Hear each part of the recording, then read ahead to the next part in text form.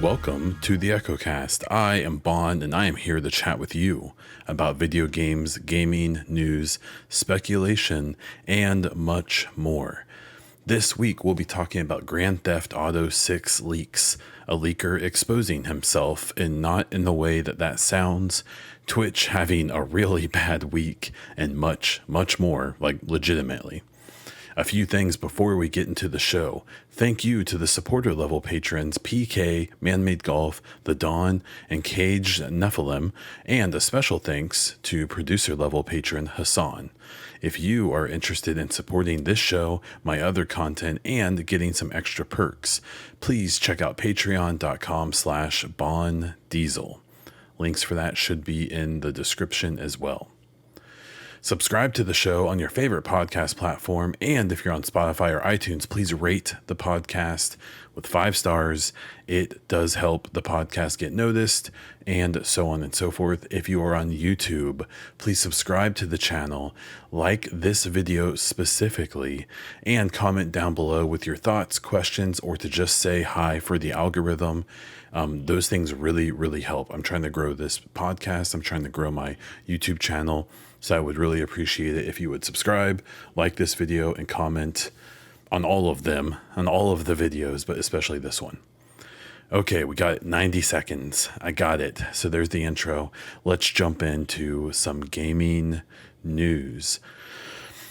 So Grand Theft Auto 6, we all just assumed it existed, I think. I don't think it was surprising to anyone that it's been in development and so on and so forth. But I do think, seeing footage like we did over the last week, which included 90 videos and the footage from a development build, that its age has been kind of in dispute, but it is pretty unprecedented, especially for Rockstar. They tend to be pretty tight on their leaks, so this was a interesting surprise. And then everything that's happened since then has been interesting as well, at least in my opinion. So the big one of the big things being the reaction to the footage, which we'll talk about, including one particularly awful hot take that got shouted down pretty quickly. But let's stick with the leak, and then we'll get into that stuff. So the interesting thing was that the person who leaked this apparently was kind of focused or had based on Telegram, and then kind of appeared, I think, in like a Discord and things like that, and tried to basically blackmail Rockstar to not release the info. And what we found out, or what was talked about, was that this info was likely, or most likely, stolen by the hacker, essentially social engineering their way into a developer, like a Rockstar developer Slack channel or Slack, and stealing the stuff from there, which led to some issues with some of their claims. Obviously, they had all these videos. They probably downloaded them straight from the Slack chat, which I am under the impression is basically just Discord for devs, and that's not that surprising. The leaker also claimed to have Grand Theft Auto 5 and 6 source code. That seemed a lot less likely because it's unlikely that they just had like the source code for those games just on a Slack channel. And unless the individual had also gained access to, I assume, pretty beefily secured, like work from home elements, it was unlikely they had that, but they said they did. And now the kind of final story is that it's at least assumed at this point that the leaker has been arrested, I believe in London, England. And it's claimed that they were a 17-year-old. Now, I don't believe the police have actually come out and said, like, yes, this is it. There was a lot of interest in this leaker and this hacker because they also claimed to be the one who hacked Uber recently, and to the point where this was gaining attention from like federal, like U.S. federal authorities, like the FBI, because at this point they weren't just like leaking some game dev videos; they were at least trying to profit pretty heavily off of potential like the source code, especially, which would be insanely damaging to Rockstar as a company and to Take Two and so on and so forth.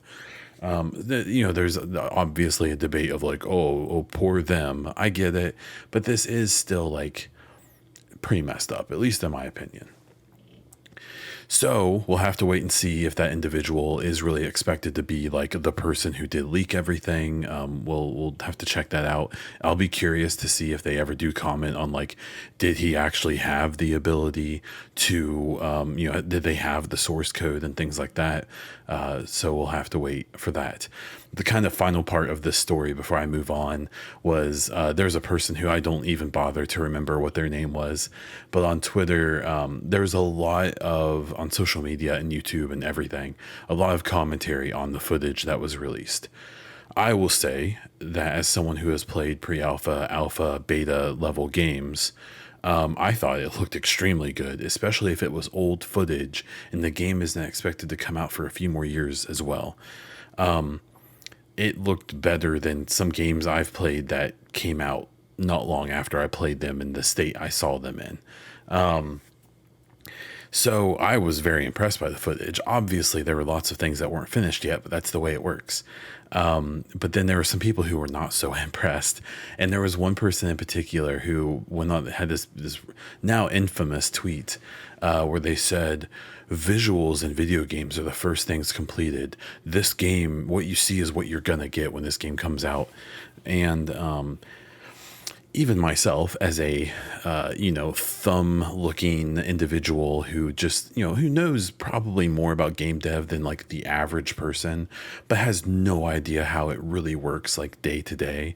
I know that's not true. And this person claimed to be a developer themselves. That their take made it pretty impossible to believe that they were a developer of anything, let alone video games. But their take basically was, visuals are typically the first thing completed in games, and if this game, if this Grand Theft Auto 6, if that's the way the game looks, even if it's old, that's the way it's going to look. And the problems with that is that, one, that's not true. And one of my favorite parts of this was how this person just got dogpiled, man, by devs from AAA to indie, showing their games like months before release that didn't have finished textures and animations. There's a story from a Mass Effect developer where the Shepard character, I think in Mass Effect 3, the only finished running animation they had in the game at one point was for one of the like zombie like enemies. So everyone in the game during testing during that time ran like that, including Shepard, the kind of star of the series, which would be just wild. A husk, that's the run animation. So if you know that game, you'll know how insane that would have looked. But there was just so much like pushback on devs showing these games like basically like blocked out with basic models that don't have finished animations, and basically being like, the art is typically the last thing finished. It's being worked on the whole development cycle, right? But like, they want to make sure the game works and it's fun before it's pretty. And that's how it typically goes in my experience, and obviously in all of these much more reputable people than myself who responded. So I'm glad that take got shouted down pretty heavily. My kind of final thought on this story is, there's definitely, and even myself are having like a debate about like, how much should this individual, if it's true that they did arrest them, if it's some 17-year-old person, how much should they really suffer? It's obviously debatable. I mean, a 17-year-old isn't like a 9-year-old, right? So they should have some concept of right and wrong. To me, the pretty elaborate leaking, and especially the like basically blackmailing, kind of takes this from like I just wanted to show people some cool stuff I found, to I was trying to like rip this company off. And at that point, you're messing with a level of criminality that you're probably going to pay pretty heavily for. And I even saw one person, and this is completely rumored, unconfirmed. I haven't looked enough into it, but supposedly the hacking group this individual is a part of is claiming that the individual is autistic, and they're kind of trying to. There's a suggestion that he could have been manipulated or something like that to do this. My career has been working with individuals with autism, especially like teenagers and young adults. That's such a weird claim to make because the spectrum of autism, in my experiences, I've interacted with people who can't interact really, who can't speak, who don't interact really at all the way to people who are like higher performing in everything they do, even like to a point socially than myself. So like that's a weird claim to throw out there. And even if the individual is diagnosed with something like that, it doesn't preclude you, is that the word, from taking responsibility. This wasn't the actions of someone who didn't know what they were doing. If there's some manipulation, stuff like that, there's probably a way to prove it. So that would be a very good thing to bring into that conversation if it's true. But either way, I think that's going to be an interesting story to follow. I don't know how public it will be, the proceedings and such. I suspect that Rockstar will probably want this story to disappear ASAP, and we will not hear much about it, maybe ever. The second story is another thing that we may not, or another person we may not hear much from for a long time. Dan Allen Gaming outed themselves as a leaker. I believe it was like the Inside Leaker or Insider something.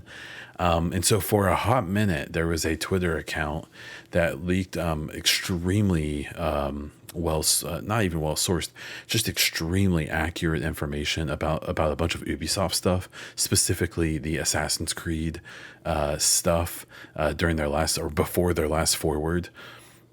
And so for a hot minute, this Twitter account was very popular because they were throwing out some like legit information. And then who we now know as Dan Allen Gaming responded to a tweet that someone tweeted to the leaker account, responded as his actual account, quickly tried to delete it. That didn't work because that's not how Twitter works, and got outed. One of the funnier parts of this story, depending on your take, is that the person who outed them was Jason Schreier, who is currently out on paternity leave and isn't working, is taking time off for a new child who was born, and basically just decided to ruin this guy's career, justifiably, in the sense of Jason was reporting a story. He researched it. It didn't really take that much for him to learn about it, to get the info, and then he just put the info out there. And subsequently, so Dan Allen Gaming was this partnered YouTube creator who made a bunch of YouTube content. I've never heard of them. I have no idea who this person is, but they were pretty large, and I assume this was their main form of income. And in a apology tweet and video, as we always expect to get, they basically confirmed that they used NDA'd information on access they got from Ubisoft to leak the Assassin's Creed stuff, and then other stuff was either NDA'd info they also leaked, and or they also admitted to just making some stuff up. And the reasoning they gave for doing this was just like basically for the attention, for the clout, because the way it works is that, he couldn't have really made money off of this without revealing who they really were. And then obviously there's an issue there. There's been no comment that I've seen so far from Ubisoft about if they're going to take like legal action, stuff like that. This person is going to be punished in two ways. In one way, they'll be lucky to ever get another developer to let them sign an NDA or to even do an embargoed thing ever again, because embargoes are interesting because embargoes, if they get broken, you can like recover from that. Like, say a company gives you early access to a game to review it, and you're supposed to put it out on the 7th at noon, and you put it out 2 hours early on accident. Though with some people it's a quote unquote accident, they want the jump. You probably won't get blacklisted for that. You may from that company, but you probably won't get like dunked on from the whole industry. But NDAs, because embargoes are typically not like legal agreements. They're just like, hey, could you please not do this? Like, and if you do, we'll just stop working with you. Where NDAs are like legal agreements, where one way or the other, you're saying that I will not reveal this information until I'm allowed. And if I do, like, you can sue me. And that's kind of the next question about what's going to happen to old Dan Allen Gaming. Is Ubisoft going to go hard and say, we have to make an example out of you because what you did was so egregious? I mean, I've signed, God, it's had to have been by now 40 or 50 NDAs, if not more. And while I will admit that sometimes it's hard for me to remember, by the time that you can't get in trouble anymore, you've probably forgotten you even signed it. In my experience, there's absolutely stuff that I'm NDA'd under today that I can't talk about. And there's stuff that like I'm probably good to talk about that I just shy away from because one, it's not really that notable in the first place. And two, it's just kind of crappy to talk about it when it comes to like some issues with games and stuff like that. Like one thing I'll talk about is Ghost Recon Breakpoint. I got into that. I have to imagine by now that that NDA is up. But God, man, that game was a mess from the pre-alpha that I played. I believe it was pre-alpha, but I won't go into details just in case I'm still under some kind of agreement. But yeah, that guy really messed up because now. I suspect he'll try to keep doing content. I assume it's his job. And that's going to be very difficult for him because the perks of being a large content creator is what he abused, is getting NDA'd information, seeing presentations for giant AAA games that haven't been announced yet so that you can prep content to release as soon as it's announced and get that bump. Because it's there, it's real. That bump is a big deal, and it sets you apart from the people who don't have it. So if this is your livelihood, if this is what you're making your living off of, it's a big deal. And this guy threw that all away, basically for some clout. Very weird. And I don't have a whole lot of sympathy for him because I've signed a whole bunch of NDAs and I know a bunch of stuff about games that I'm not NDA'd. It's just a gentleman's agreement that I was told that info. It would look bad on people if I talked about it. And so for the most part, I don't, because I understand how, relationships work. Right. So good luck, bud. There was an article I just found personally interesting. EA reaffirms their dedication to single player games and not chasing trends. So this is a really long article. It's on my Twitter if you scroll down and find it. And it's with the person who's in charge of basically all of the single player properties at EA. So it's like everything but the sports games and Apex, I think, is how it like kind of breaks down. And I believe the person came from BioWare, if I remember correctly, and was promoted to this position. So obviously this is something that we've kind of known. We've seen what they're doing with the Star Wars Jedi franchise. That there's the Survivor game is coming out. There is, we know that there is a new Mass Effect game coming. We know that there's a new Dragon Age coming relatively soon, probably in the next year or so, and that they have these Marvel games coming out. I think they just Iron Man, I believe, is one of them, and then there's like the Black. No, that's not EA. But there's stuff happening, and that there hasn't been a whole lot of happening over the last couple of years, or the last many years, basically since Anthem and Andromeda pooped the bucket. They haven't been very dedicated to single player. So this article I thought was really cool. It's very long, and I'm not going to summarize the whole thing here, but I read I think all of it. One of my favorite parts, though, was them being like, we're not just going to chase trends to chase them. And like, I can't help but feel like that was absolutely a shot across the bow at Ubisoft, because that's like Ubisoft's thing right now. Like, they basically have Siege and Assassin's Creed and Mario and Rabbids, and then the rest of everything else they're doing is just trend chasing games. It's just so wild. And the problem is that when you trend chase, is that if you don't have a quick turnaround, you are you're every time your trend chasing game comes out, it's going to be 2 years late, and no one's going to care anymore, because either that trend has faded, or other games have established themselves so deep into that trend that you're just bouncing off the shield. You're not getting through, right? I think we're going to see that with games like Heartland. I think we're going to see that with, games that are coming out. And we've seen it with other games. Like, they had Extraction, the Rainbow Six game that I guess someone's playing, but I can't imagine it's very many people. And I think that was definitely a shot across the bow at Ubisoft, and I think it's completely deserved. Okay, so talking about completely deserved, let's talk about Twitch having one of the worst weeks I think a company can have, probably for not the reasons that you think. So there were basically three big stories that came out about Twitch this week.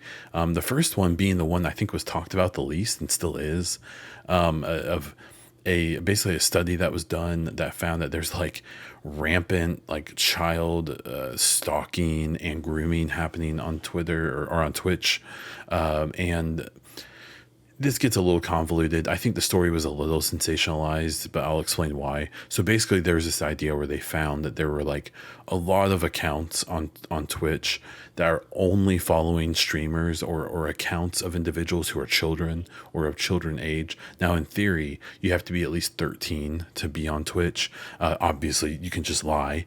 But the idea is that you should be at least 13. So obviously, at least here in the United States, that still leaves ample room age-wise, for an adult to inappropriately be contacting a child, or to just be paying attention to just weird stuff, right?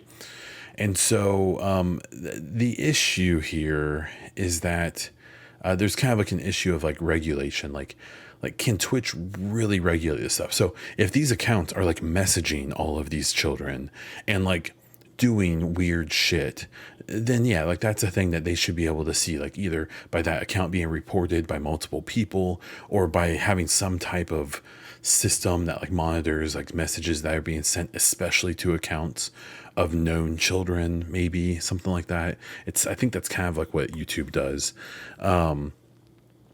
Now, on the other hand, if there's an account that just follows a bunch of kids but doesn't interact with them, doesn't do anything in their chat,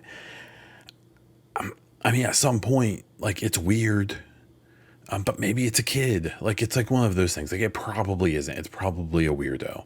But that, it gets into this weird thing, where I would be curious to see, really explicit details of were these accounts interacting with people? Were they DMing? Were they, are they following them to other social media platforms and trying to interact? There's obviously a big issue here. And if there's even one of these incidences happening, it's a big deal and it's a problem that needs to be handled. But there is a little part of the story of it would be challenging to do everything. So I'll be curious to see if this story even rises up the ranks of the stories that we're talking about with Twitch, because it kind of got covered up by two other stories. One of them being that due to a bunch of outcry by Pokimane and a bunch of the bigger streamers on Twitch's kind of roster, they have decided to ban gambling streams from unregulated websites. That's the key word there, is unregulated. So Basically, there's a bunch of like online gambling websites and stuff like that that are regulated by the like in the United States, the U.S. government has an agency. I forget. I think it's like the gaming regulators or whatever, and it's the same people who regulate like actual casinos and stuff. So they make sure that like the machines are set up where their algorithm has at least like a certain amount of chance to win. So they can't just set up their machines to like never pay out. Like there has to be some type of system, and to make sure that there's practices happening, like even on like card games and stuff like that. That that the casinos aren't doing things to make it harder for the people to win money. That it really is like supposed to keep a spirit of chance in the whole thing. And basically, there's websites that are also regulated that way, and only those will be allowed to be streamed on Twitch.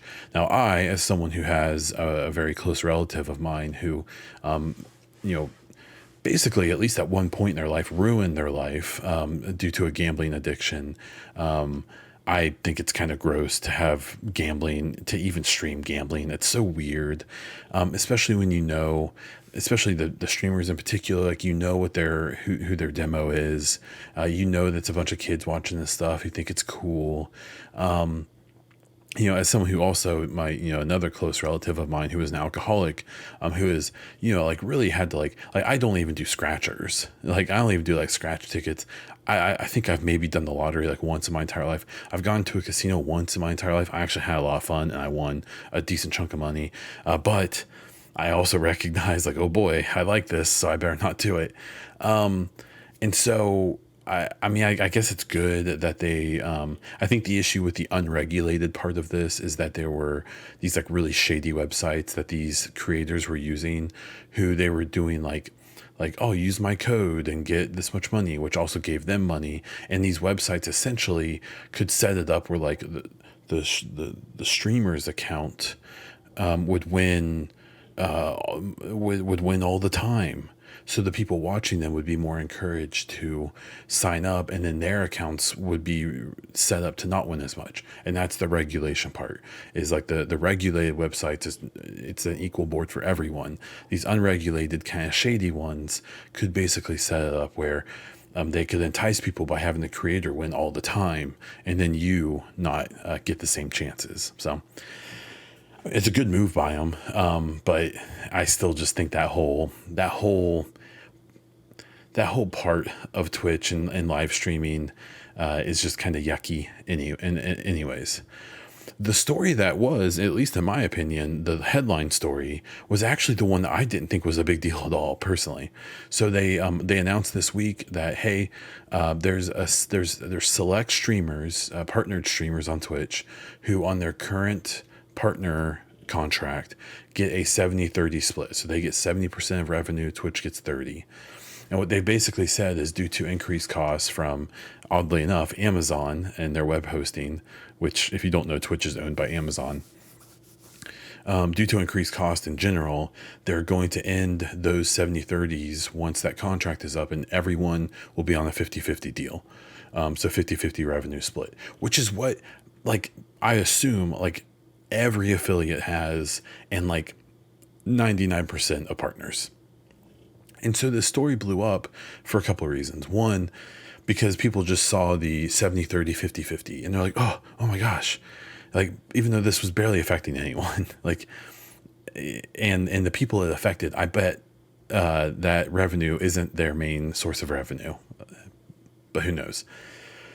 The issue being that a lot of people brought up the Amazon thing and being like, well, Twitch is owned by Amazon. Why are they complaining about rising costs? Why doesn't Bezos just open up the wallet? Well, that's not how this stuff works. So I promise all of these stories that probably come off like I'm defending Twitch. I'm not. I think Twitch has a lot of issues, and even though they're still the number one in a lot of ways, and I still prefer Twitch as a viewer and as a streamer. They're not helping themselves in a lot of ways.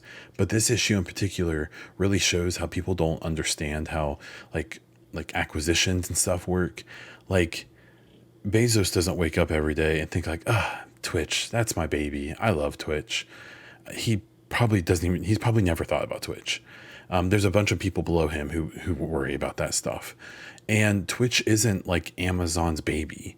It's probably a loss leader. Like it probably doesn't, it probably drains a lot of money from the company. But due to Twitch Prime and stuff like that, the whole purpose of Twitch at this point is to push people to Twitch Prime. I'm sure they make off this revenue split and stuff. Like they probably maybe break even or maybe even make Amazon a little bit of money. But the simple fact is that everyone who wants it to be like, you should be paying these creators better, which they should, or else your platform is going to die. People need to realize that, kind of like Mixer with Microsoft, they probably aren't that worried about it. If Twitch is one of those things, and Amazon is one of those companies that if Twitch ever becomes too costly or too much of just a thorn in their foot, they'll just shut it down. Like, and so like I'm absolutely on the side of people who feel like, you know, streamers should be paid better or more fairly. Maybe they need to unionize, but that's a whole different conversation. I'm on the side of people who criticize Twitch 100%, but I also think that people can be like really either purposefully or just ignorantly like not very aware of how this stuff works, and that like the person who runs Twitch doesn't like walk into Bezos's office and like have coffee every morning and just chit chat about Twitch. Twitch is probably kind of this like, you know, annoyance to a lot of the upper management at Amazon, I would have to imagine. And the way that they talked about like these prices of Amazon servers going up and that impacting Twitch. I mean, they like in companies this big, like Twitch absolutely has to negotiate prices with Amazon. They don't just get a good deal because they're owned by the same company. It's still like when a company is that big, you're essentially running a bunch of these subsidiaries as their own businesses who just happen to be sending the profits to the same place.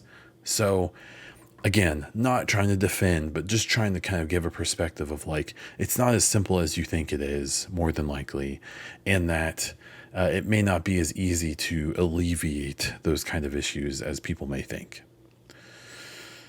Okay, a quick one here. Cyberpunk 2077. So they did a 50% sale on Xbox and maybe other places, and I think it's ongoing.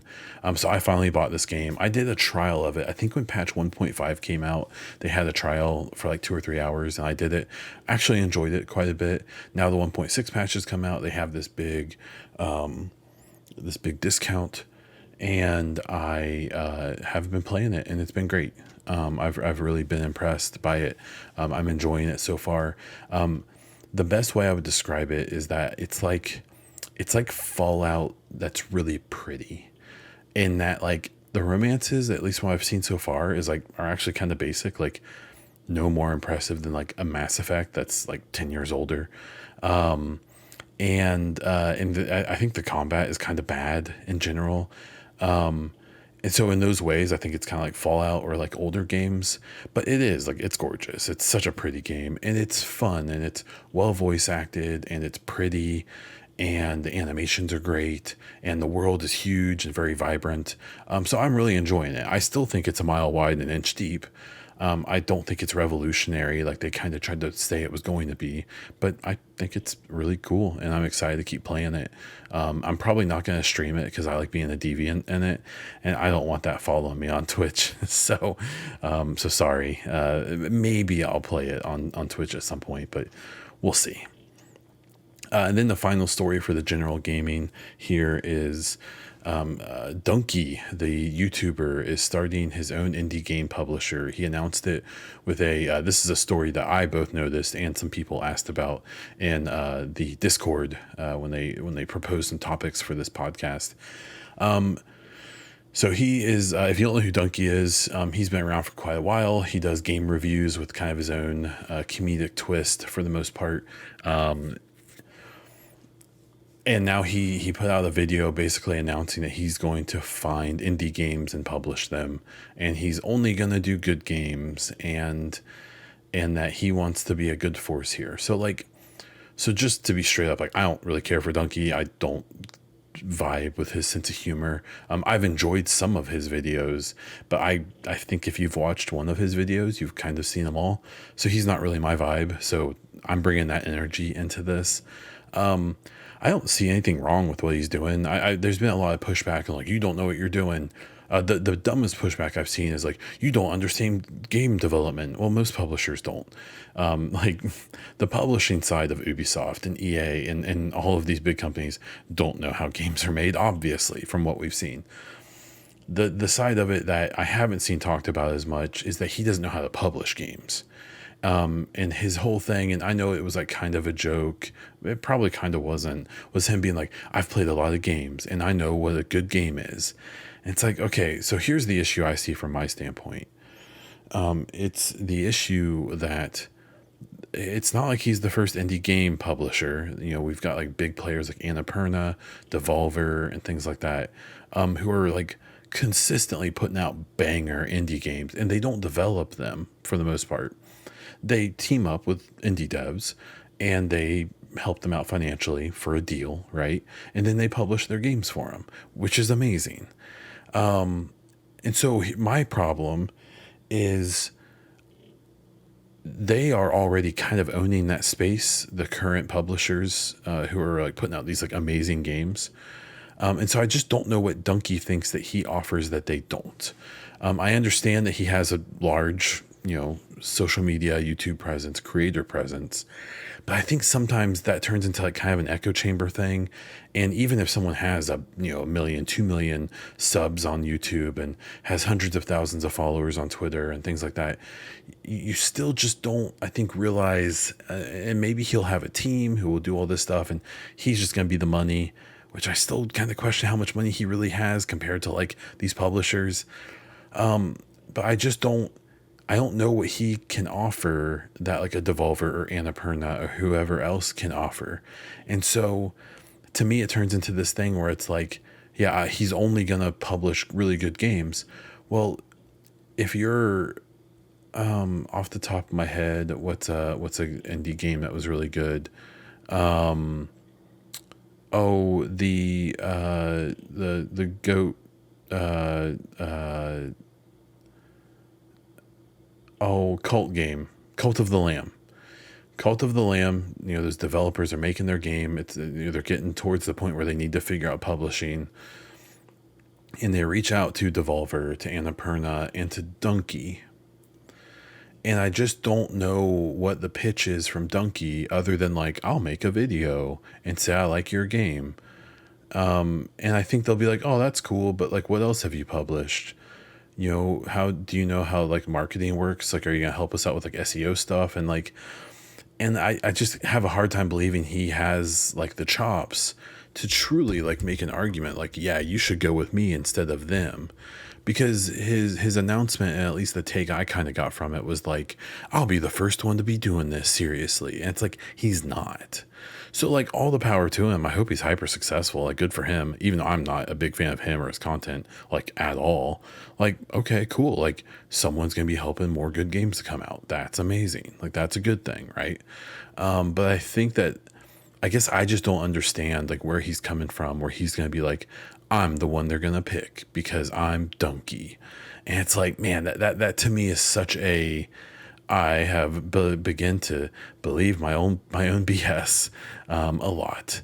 But you know, maybe I'm completely wrong. Maybe years from now, you know, Dunkey International or whatever his company is called is going to be like buying Microsoft. I don't know.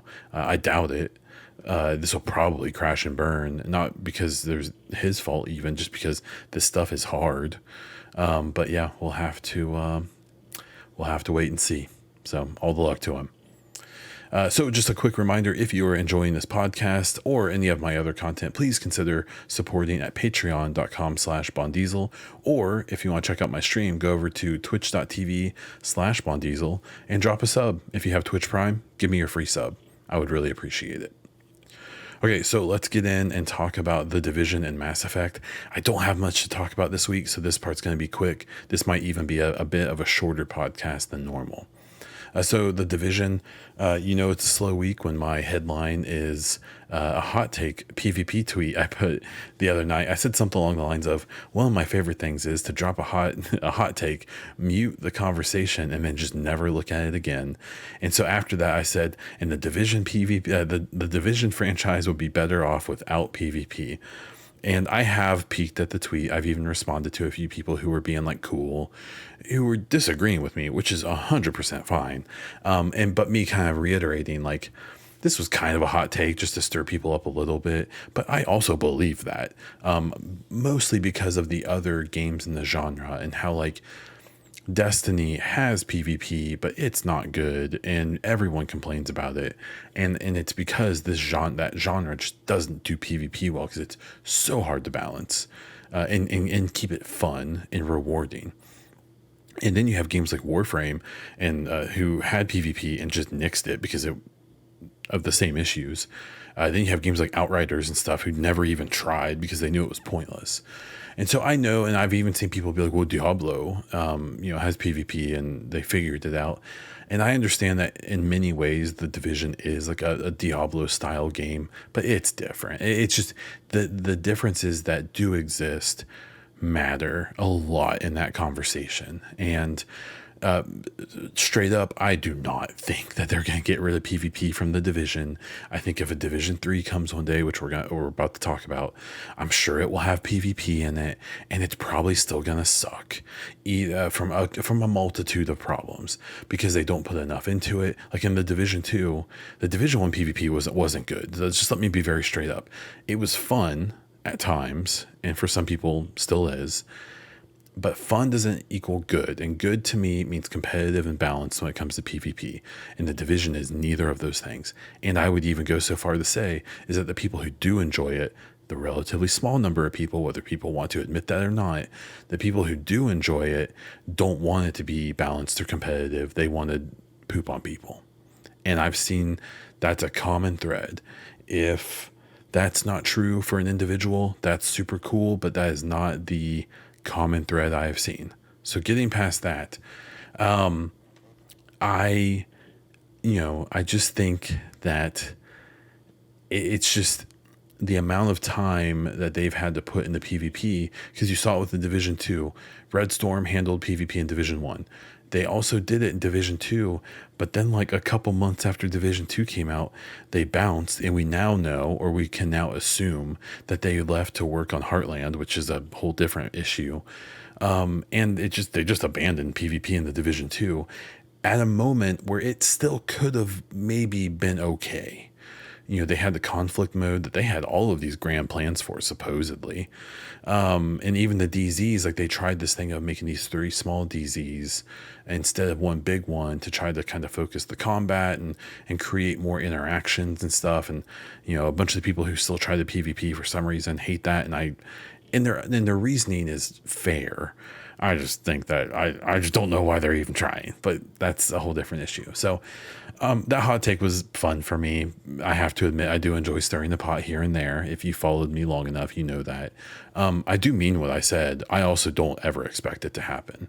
And I think my favorite tweets, or there was one person who responded who was 100% like probably someone well known in the community using an alt account, because everything that account says is just hot toxic garbage. And like, people like you are the reason this game is so focused on PvE, blah blah blah. I'm like, and my response, well, was to laugh at it, but in my Discord I commented on it. I was like, oh no, they made a game that focuses on like 98% of the players who play their game. Wild. Like, oh no, they didn't cater their entire game to like a minuscule number in the population. Wow, what idiots. But I won't go on that too much longer. The other topic for the Division this week is I did a poll asking, do you ever think there will be a Division 3 game? The current votes, there's still a day or two left, but it'll probably stay about the same. It's 62.4% yes, there will be a Division 3. 37.6% no, there will not. This is over 800 votes at the moment, which most of my polls are like pretty small, like under 50. So they're not very reliable. 800 isn't really enough either. I would want a few thousand votes at least to be like, this is worth paying attention to. But I still think this is worth talking about. It's a decent number of responses. And one thing I did point out is that every time I do a poll about the Division 2 or the Division in general, the answers almost always break down to 66 and 33 one way or the other. So obviously this is a little bit skewed, but not much. But now, my just to be straight up, I absolutely 100% think a Division 3 will come one day. I think if you look at Massive today, I've seen some people be like, "Oh yeah, I bet they're making it right now." I bet they aren't. I bet it's like a thought in someone's brain. But when you look at the teams that they have and the size of that studio, I don't think it's big enough for them to be working on it today, and I don't think it will happen probably until Star Wars releases. I don't even think Avatar will matter because I think Avatar is going to be an ongoing project, and I don't think there's very many people from the Division working on Avatar. The Star Wars game has like most of the Division 2 dev team working on it. So I think that's going to be the big hindrance to them working on Division 3. And so I think that means it's a long way away. Now, talking about the Division 3, I saw people being like, no, they ruined it. Division 2's bad, blah, blah, blah, blah, blah. It's just not. We wouldn't be getting year 3 or 4 and 5 if it were doing bad. The game sold wildly well on release, and it had really good reviews from critics. I know the people who are still around the Division and the like quote unquote diehard fans who seem to hate the game more than anyone. Think that the game was like a huge failure. Like, it wasn't. The Division 2 is a huge success, and to the average gamer, I think is probably held in way higher regard than the Division 1. And I bet Ubisoft agrees because I think they made a whole lot more money off of Division 2. And so I absolutely think they'll do a Division 3. I think it's a long way off, and I would even propose or suspect that it's going to be like a different genre. I think people need to remember that the Division initially, I believe, was not supposed to be like the kind of game it is. And then Ubisoft was like, oh, we need Destiny because they've been doing the trend chasing forever. And so the Division became a Destiny competitor, and it failed at that. The Division is a very good game and franchise, but it's not Destiny. And that's who they were competing with. And they failed. They didn't compete. And so I think what's going to happen by the time the next game comes out is I don't think looters are on the rise at this point. I think Destiny has that genre on a stranglehold, and there are other games kind of trying to get in there, like Outriders and stuff like that. You always will have the Warframe hanging out and doing very well, but kind of quietly in the background. It wouldn't surprise me at all if the Division 3 wouldn't at least be like as much of a looter as it is today. I bet it will be a different thing, but we'll have to wait and see. And I swear, every time someone says, well, they should just remake the Division 1, I want to delete your Twitter account. I don't want to block you. No, it's not like that. I want to go into your settings and go to your security stuff and hit delete account. Now, some people I really like have said that, and so I don't actually really mean it completely, but like, you don't remake a game that runs in 4K 60 FPS on Xbox. Like, you just don't. Now, if you want to make a Division 3 that takes the lessons learned from 1 and 2, and maybe goes back to more of the formula of 1, and maybe executes those things better in a third game, that's fair. And maybe even tries to like make a game something more like the trailer we saw back in 2013. I don't know, get crazy. I'm down for that. But this whole thing I've seen of being like, they should just remake Division 1. I really hope they don't, because the Division 1 is a much weaker game than people think it is. People's hate for Division 2 has made them think Division 1 was better than it is. And that's just my opinion. But I would stand behind it extremely heavily. But there's that. Mass Effect. Mass Effect news. Not much this week. I basically noticed that they had 3 hiring positions open. There's a studio tech director or something that's gone now. I don't know how significant that is. I don't know much about that position.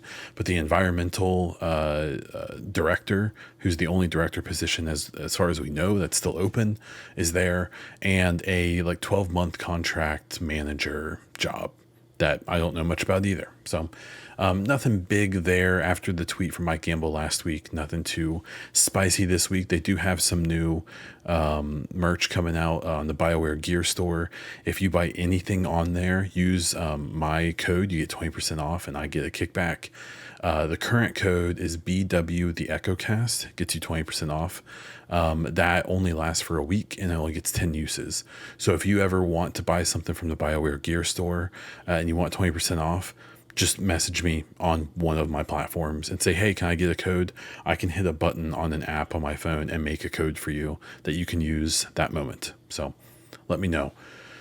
The other part is just kind of give my thoughts. I've made it to Mass Effect 3 on my FemShep playthrough, and I don't like it, man.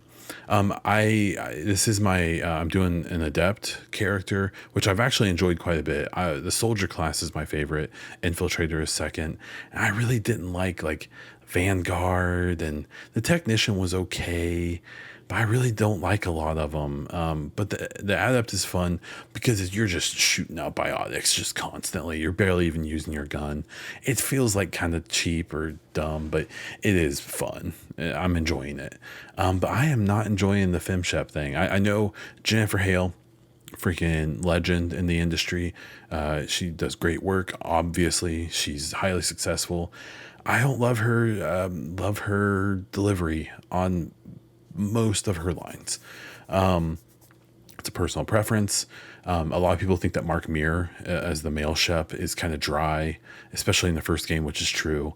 But I think he gets really good in the second and third game. And I feel like he just portrays that character very believably. Where the Fem Shep's lines always to me just seem so like forced and like kind of trying to sound tough, but not actually sounding tough. It's interesting. It's probably just my own personal hang up.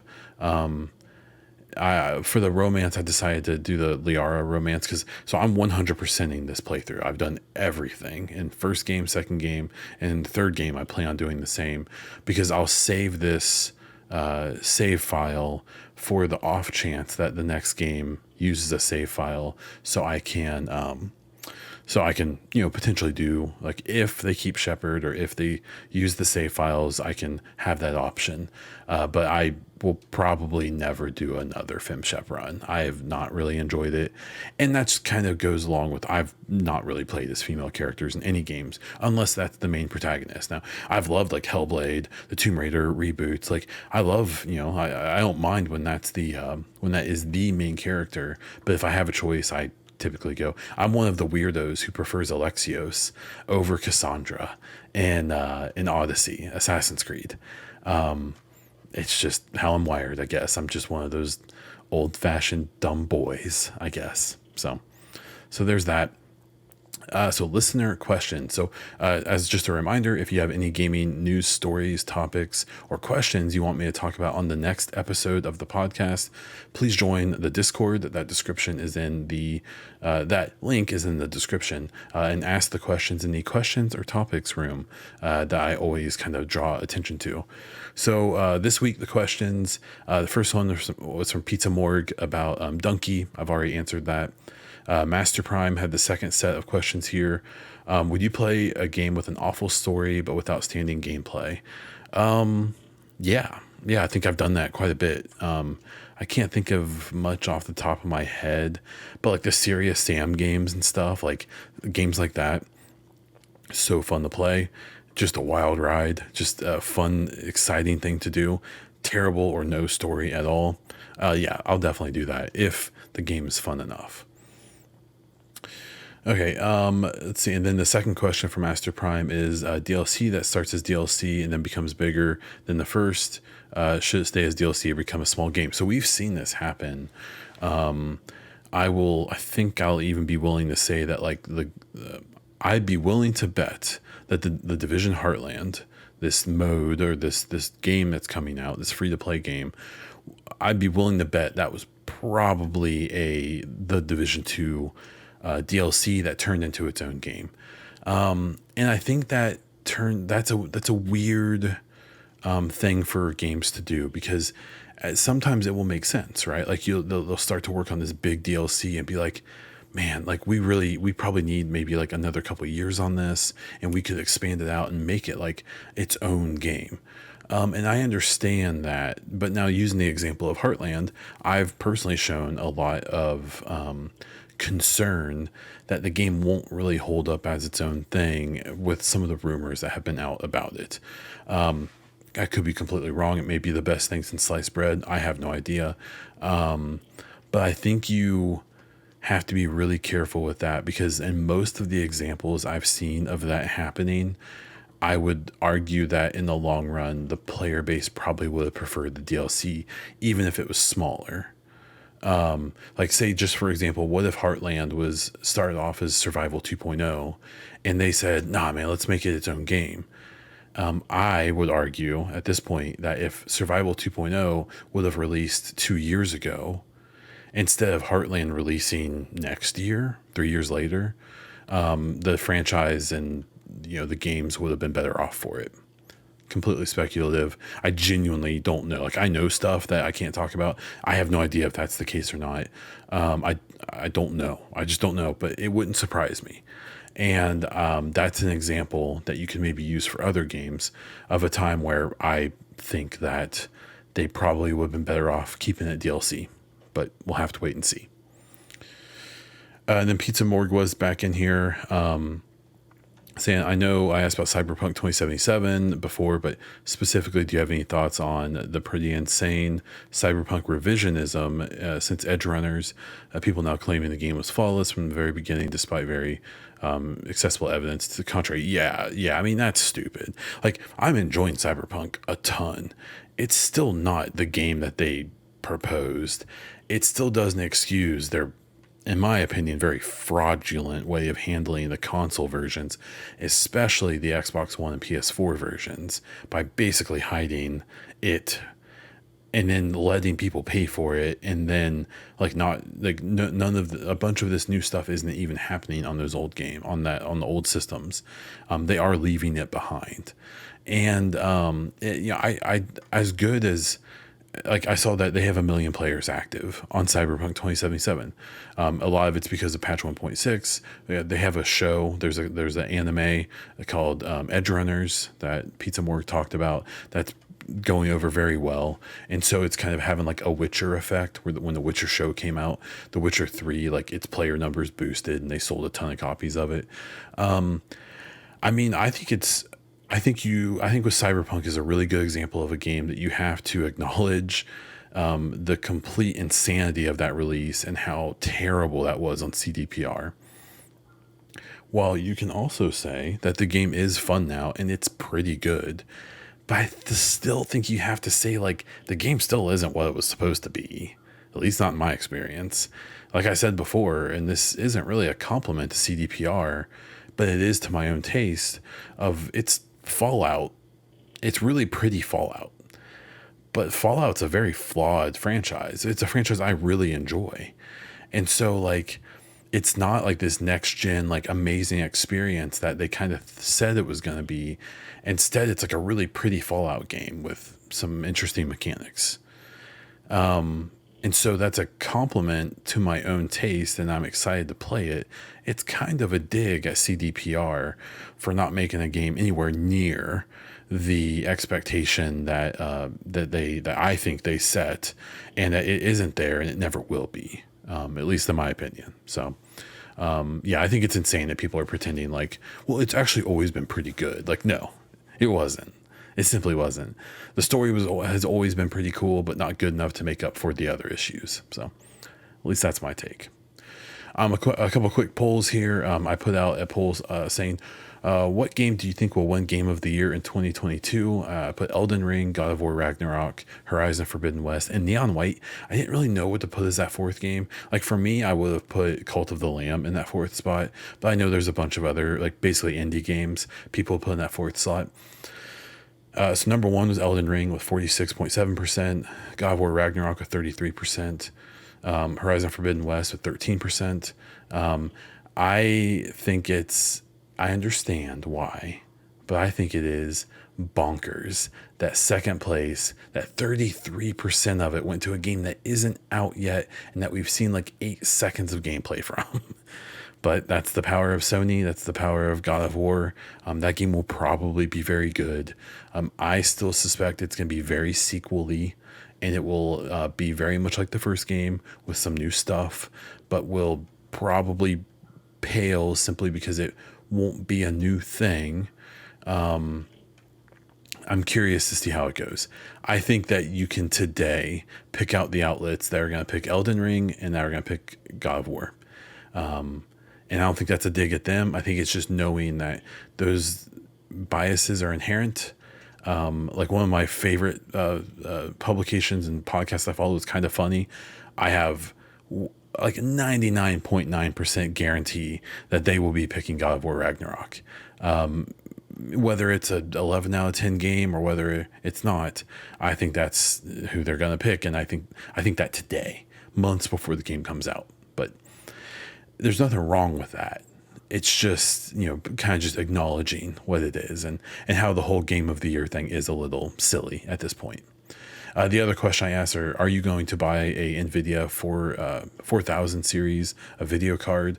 20% yes, 80% no. I suspect this is a lot of not having the money. I suspect this is a lot of not seeing the point, because the 30 series and even the 20 series and even some of the 1000 series cards are still very capable. That's a result I am not surprised about. So let's get into content updates. Like I said before, the Mass Effect N7 Day is coming up in November 7th. So starting October 7th, I have a big giveaway with like $250 worth of merch. So keep an eye out for that on Twitter, here on YouTube, and over at my Patreon. So far, the video is going up twice a week rather than just like spamming stuff all the time. Is going pretty well. I'm doing a lot of commentary videos. I will do some like reviews and stuff like that as well as time goes on. So check out, if you're watching this on YouTube, please subscribe to the channel and check out those videos I'm doing. If you're listening to this as a podcast, via audio, go over to youtube.com/bondiesel and give me a sub. I would very much appreciate it. And I bet you will like at least some of the videos I put out. This podcast was longer than I thought it would be. So thank you for listening. Once again, please subscribe to the show on your favorite podcast platform. And if you're on Spotify or iTunes, rate this podcast. Do it right now. If you're on YouTube, please subscribe to the channel, like the video, and comment down below, even if it's just to help the algorithm. But hey, ask a question. Give me your opinion. Give me a hot take. If you can't, you can find me all over the internet as Bondiesel, including on Twitter, YouTube, Instagram, and on Twitch. If you're interested in supporting the show and my other content, as well as getting some perks on top of that, check out patreon.com/Bondiesel or twitch.tv/Bondiesel and subscribe. That is all I have. So until next time.